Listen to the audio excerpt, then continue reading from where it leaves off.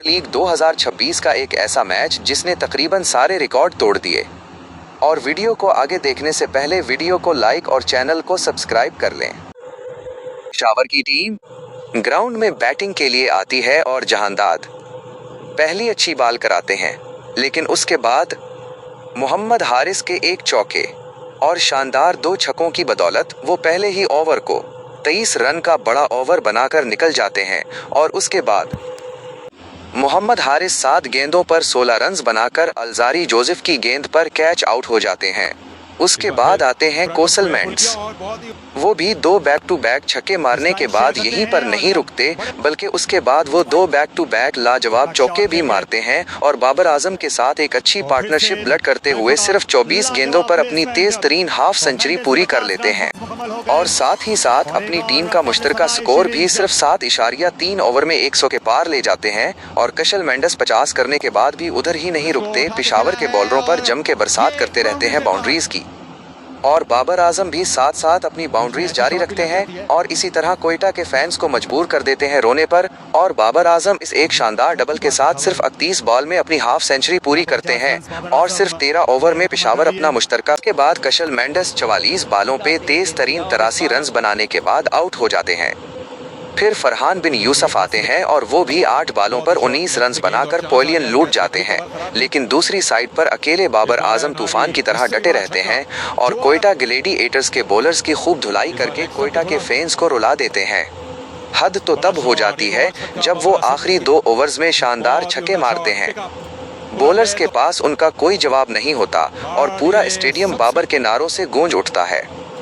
और फिर इस आखिरी बॉल के ऊपर शानदार तरीन और अपने कैरियर की यादगार तरीन सेंचुरी मुकम्मल करते हैं इस डबल के साथ। इस तरह पेशावर ज़ल्मी का टोटल 255 रन तक पहुंच जाता है।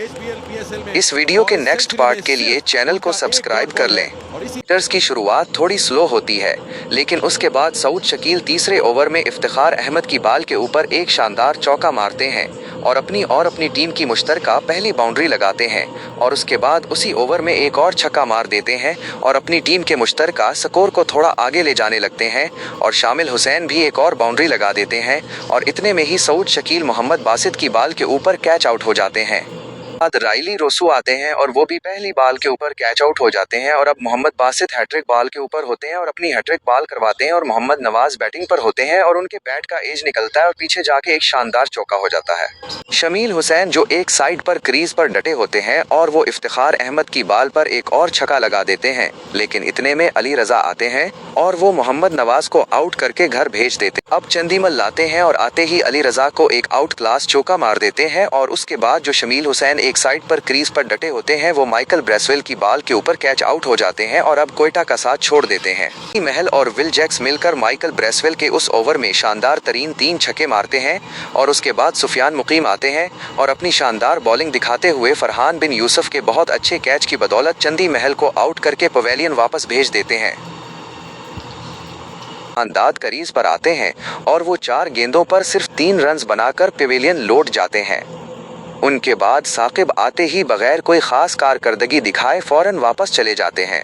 फिर सुफियान मुकीम को लगातार 3 छक्के पड़ते हैं और वो अपना ओवर मुकम्मल करके साइड पर हो जाते हैं।